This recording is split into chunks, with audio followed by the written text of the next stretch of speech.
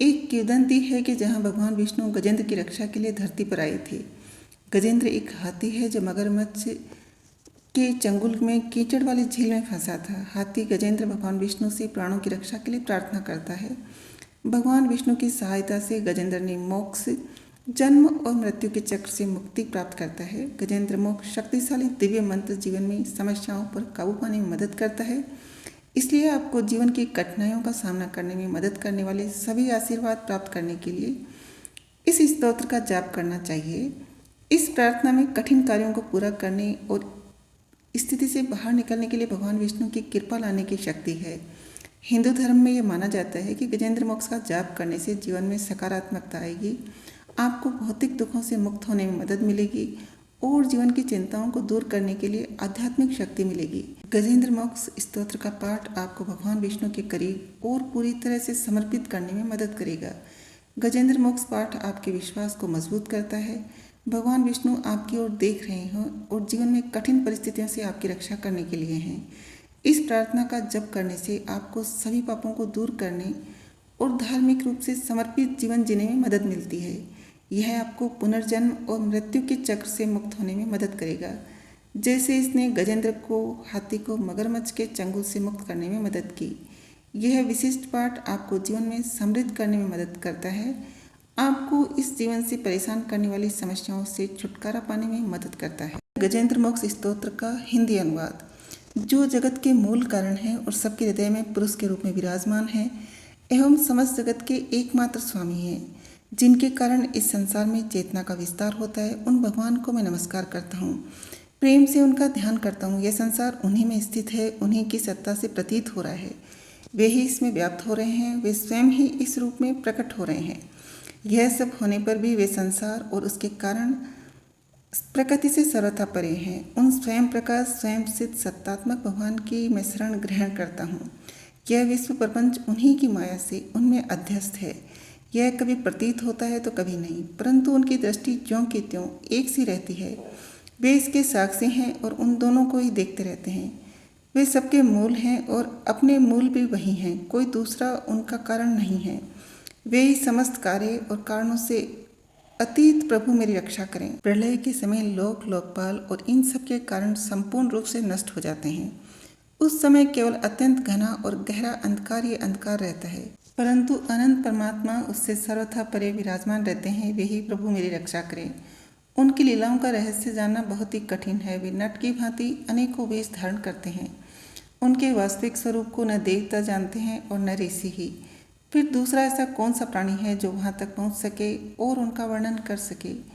वो प्रभु मेरी रक्षा करें, जिनके परम मंगलमय स्वरूप का दर्शन करने के लिए महात्मागण संसार की समस्त आसक्तियों का परित्याग कर देते हैं और वन में जाकर अखंड भाव से ब्रह्मचर्य आदि अलौकिक व्रतों का पालन करते हैं तथा अपनी आत्मा को सबके हृदय में विराजमान देकर स्वाभाविक ही सबकी भलाई करते हैं।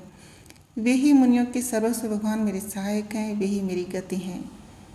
न उनके जन्म कर्म है न नाम रूप, फिर उनके संबंध में गुण और दोषों की तो कल्पना भी कैसे की जा सकती है। फिर भी विश्व की सृष्टि और संहार करने के लिए समय समय पर वे उन्हें अपनी माया से स्वीकार करते हैं। उन्हीं अनंत शक्तिमान सर्वेश्वरमय परब्रह्मा परमात्मा को मैं नमस्कार करता हूँ। वो अरूप होने पर भी बहुरूप हैं। उनके कर्म अत्यंत आश्चर्यमय हैं। मैं उनके चरणों में नमस्कार करता हूँ। स्वयं प्रकाश सबके साक्षी परमात्मा को मैं नमस्कार करता हूँ, जो मन, वाणी और चित्त से अत्यंत दूर हैं। उन परमात्मा को मैं नमस्कार करता हूँ। विवेकी पुरुष कर्म संन्यास अथवा कर्म समर्पण के द्वारा अपना अंतःकरण शुद्ध करके जिन्हें प्राप्त करते हैं, जो स्वयं तो नित्य मुक्त, परमानंद एवं ज्ञान स्वरूप हैं ही, दूसरों को केवल मुक्ति देने की सामर्थ्य भी केवल उन्हीं में है। उन प्रभु को मैं नमस्कार करता हूँ, जो सत्व, रज, तम इन 3 गुणों का धर्म स्वीकार करके क्रमशः शांत, घोर और मूढ़ अवस्था भी धारण करते हैं। उन भेद रहित समभाव से स्थित एवं ज्ञान धन प्रभु को मैं बार बार नमस्कार करता हूँ। आप सबके स्वामी, समस्त क्षेत्रों के एकमात्र ज्ञाता एवं सर्वसाक्षी हैं। आपको मैं नमस्कार करता हूँ। आप स्वयं ही अपने कारण हैं। पुरुष और मूल प्रकृति के रूप में भी आप ही हैं। आपको मेरा बार बार नमस्कार। आप समस्त इंद्रियों और उनके विषयों के दृष्टा हैं, समस्त प्रतीतियों के आधार हैं अहंकार आदि छाया रूप असत वस्तुओं के द्वारा आपका ही अस्तित्व प्रकट होता है। समस्त वस्तुओं को सत्ता के रूप में भी केवल आप ही भास रहे हैं। मैं आपको नमस्कार करता हूँ। आप सबके मूल कारण हैं, आपका कोई कारण नहीं है तथा कारण होने पर भी आप में विकार या परिणाम नहीं होता, इसलिए आप अनोखे कारण हैं। आपको मेरा बार बार नमस्कार। जैसे समस्त नदी झरने आदि का परम आश्रय समुद्र है, वैसे ही आप समस्त वेद और शास्त्रों के परम तात्पर्य हैं। आप मोक्ष स्वरूप हैं और समस्त संत आपकी ही शरण ग्रहण करते हैं, अतः मैं आपको नमस्कार करता हूँ।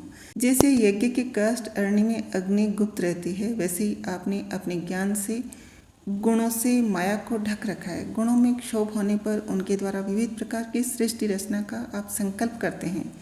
जो लोग कर्म संन्यास अथवा कर्म समर्पण के द्वारा आत्म तत्व की भावना करके वेद शास्त्रों के ऊपर उठ जाते हैं, उनके आत्मा के रूप में आप स्वयं ही प्रकाशित हो जाते हैं। आपको मैं नमस्कार करता हूँ।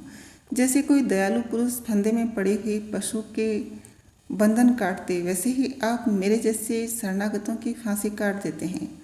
आप नित्य मुक्त हैं, परम करुणामय हैं और भक्तों का कल्याण करने में आप कभी आलस्य नहीं करते। आपके चरणों में मेरा नमस्कार है। समस्त प्राणी के हृदय में अपने अंश के द्वारा अंतरात्मा के रूप में आप उपलब्ध होते हैं। आप सर्वेश्वरीय पूर्ण एवं अनंत हैं। आपको मैं नमस्कार करता हूँ। धर्म अर्थ काम और मोक्ष की कामना से मनुष्य उन्हीं का भजन करके अपनी अभीष्ट वस्तु प्राप्त कर लेते हैं। इतना ही नहीं, वे उनको सभी प्रकार का सुख देते हैं और अपने ही जैसा अविनाशी पार्षद शरीर भी देते हैं। ये ही परम दयालु प्रभु मेरा उद्धार करें।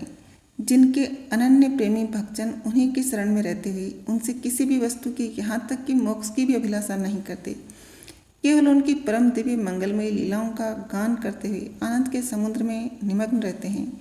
जो अविनाशी सर्वशक्तिमान अव्यक्त इंद्रियातीत और अत्यंत सूक्ष्म हैं, जो अत्यंत निकट रहने पर भी बहुत दूर जान पड़ते हैं, जो आध्यात्मिक योग अर्थात ज्ञान योग या भक्ति योग के द्वारा प्राप्त होते हैं, उन्हीं आदि पुरुष अनंत एवं परिपूर्ण पर ब्रह्मा परमात्मा की मैं स्तुति करता हूँ, जिनकी अत्यंत छोटी कला से अनेकों नाम रूप के भेद से युक्त ब्रह्मा आदि देवता वेद और चराचर लोगों की सृष्टि हुई है। जैसे धधकती हुई आग से लपटें और प्रकाशमान सूर्य से उनकी किरणें बार बार निकलती और लीन होती रहती है, वैसे ही जिन स्वयं प्रकाश परमात्मा से बुद्धि मन इंद्रियां और शरीर जो गुणों के प्रवाह रूप हैं बार बार प्रकट होते हैं तथा लीन हो जाते हैं, वे भगवान न देवता हैं न असुर, वे मनुष्य और पशु पक्षी भी नहीं हैं, न वे स्त्री हैं न पुरुष, न वे नपुंसक, वे कोई साधारण या असाधारण प्राणी भी नहीं है, न वे गुण है न कर्म, न कार्य है न जो कारण ही है। सबका निषेध हो जाने पर जो कुछ बचा रहता है वही उनका स्वरूप है तथा वे ही सब कुछ हैं। वे ही परमात्मा मेरे उद्धार के लिए प्रकट हों। मैं जीना नहीं चाहता। यह हाथी की योनि बाहर और भीतर सब ओर से अज्ञान रूप आवरण के द्वारा ढकी हुई है। इसको रखकर करना ही क्या है। मैं तो आत्म प्रकाश को ढकने वाले उस अज्ञान रूप आवरण से छूटना चाहता हूँ, जो कालक्रम से अपने आप कहीं छूट सकता, जो केवल भगवत कृपा अथवा तत्व ज्ञान के द्वारा ही नष्ट होता है। इसलिए मैं उन पर ब्रह्मा परमात्मा की शरण में हूँ, जो विश्वरहित होने पर भी विश्व के रचयिता और विश्वरूप हैं, साथ ही जो विश्व की अंतरात्मा के रूप में विश्वरूप सामग्री से क्रीड़ा भी करते हैं। उन अजन्मा परम पद स्वरूप ब्रह्मा को मैं नमस्कार करता हूँ।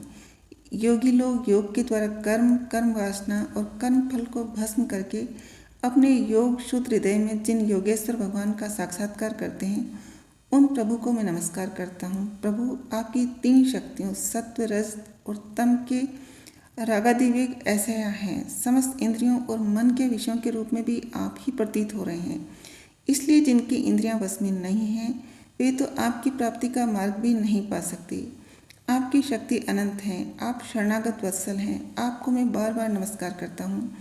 आपकी माया अहम बुद्धि से आत्मा का स्वरूप ढक गया है, इसी से ये जीव अपने स्वरूप नहीं जान पाता। आपकी महिमा अपार है। उन सर्वशक्तिमान एवं माधुर्य नीति भगवान की मैं शरण में हूँ।